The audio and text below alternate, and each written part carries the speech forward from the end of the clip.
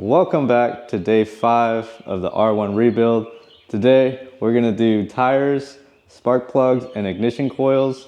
So we'll go ahead and get started with the tires.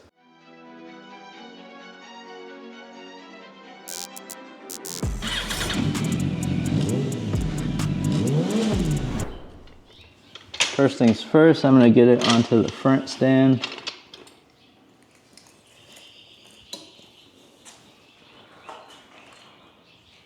And I'm going to go ahead and do the back tire first, and then we'll continue with the front.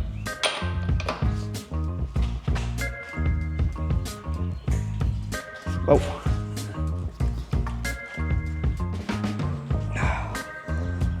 What the heck? Why am I struggling?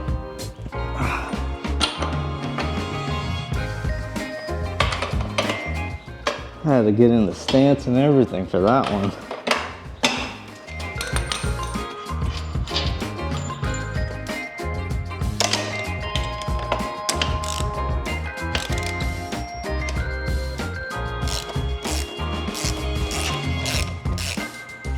Not sure why the bolts are two different sizes, but okay.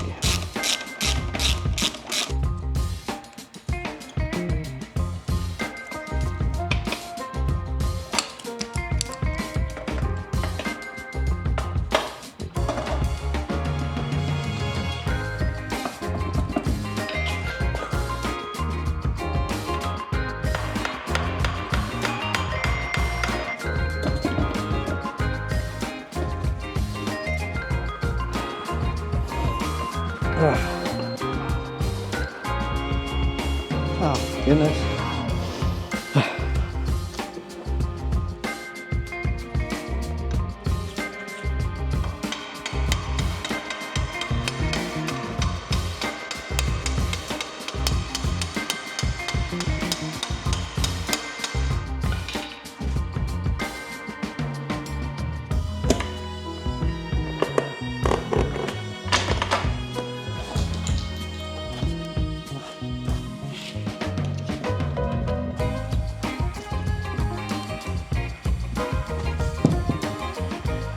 As you guys saw, this bolt kicked my butt. I don't know why it wasn't budging, but I had to find a long rod in the garage. I'm breaking a sweat. The piece that fell off was the brake spacer, and then there's two other bushings and spacers on the tire. So let's get to work on the front.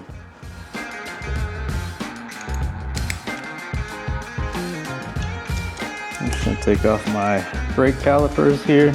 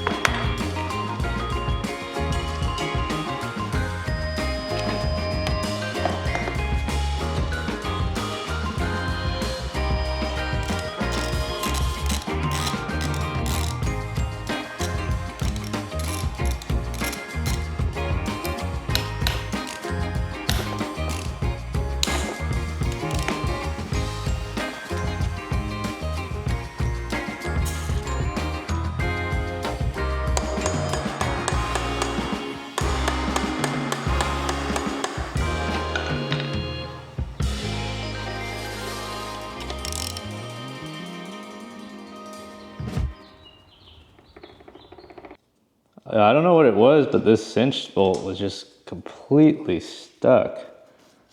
We finally got this bolt off, so now we can take off the front tire. Seems like once I figure out one problem, another problem comes up. This is one reason why I'd rather just trust my own maintenance, whether it's right or wrong. At least I know what I did.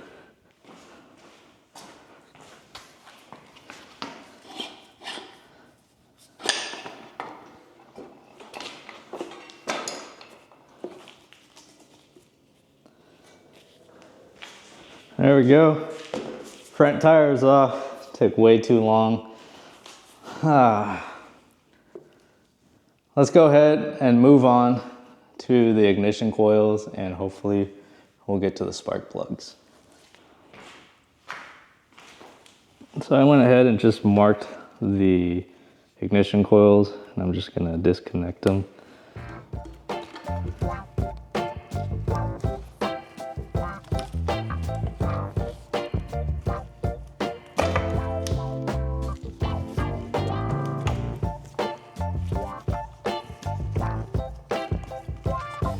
So there's the 4 ignition coils. All right, so now I'm gonna go ahead and remove the spark plugs from the bike and see how they look. And for this, I'll be using a 5/8 spark plug socket, and it's already got a built-in ball, so it kind of just rotates a little bit, which is nice.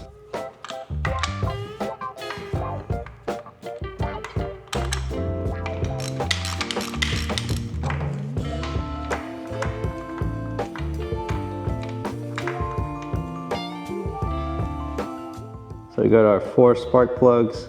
They do look a little worn.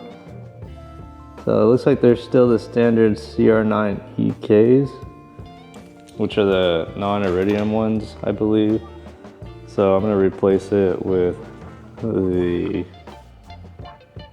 CR9 EIXs, which are iridiums. But I think now it's a good time to drain the oil. That way I can get the valve cover off.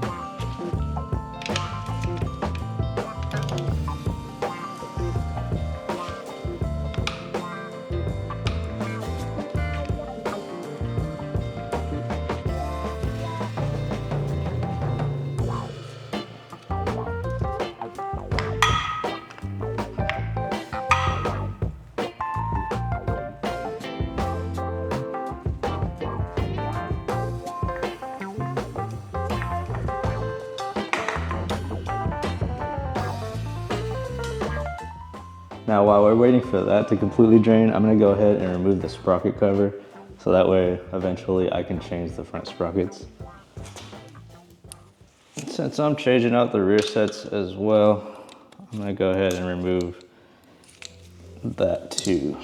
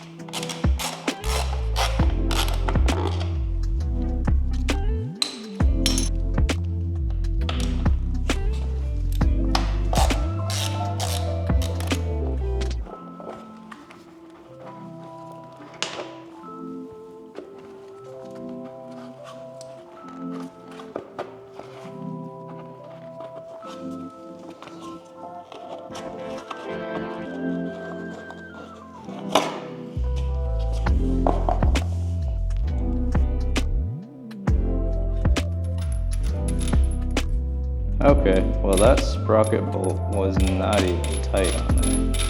That's cool.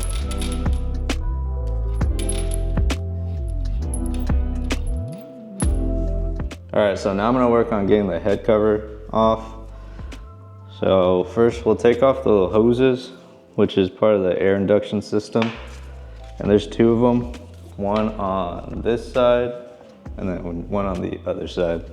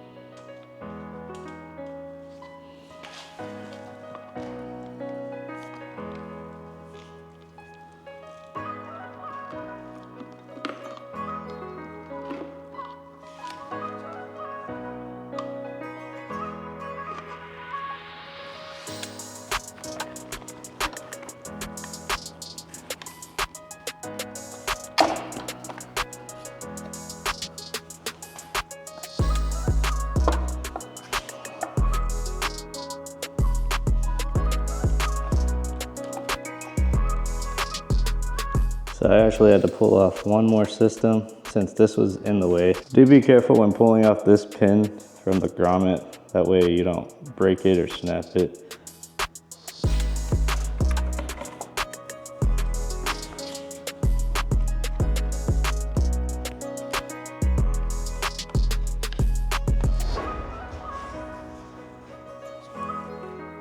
And there you have it, the head cover with the head gaskets off as well. I'll probably replace the gasket as well when we reinstall everything. But right now, I'm gonna go ahead and check the valve clearance. That's quite a process according to the service manual. I'll probably do that off camera, but if you guys have any questions, just leave it in the comments below. Any of the tools that I've used here will also be in the description. Just check the link. But otherwise, that's it for this episode. In the next episode, you guys will see the reassembly of this bike finally. I'm pretty much completely done with the whole disassembly. I'm gonna clean everything and we'll start putting this back together.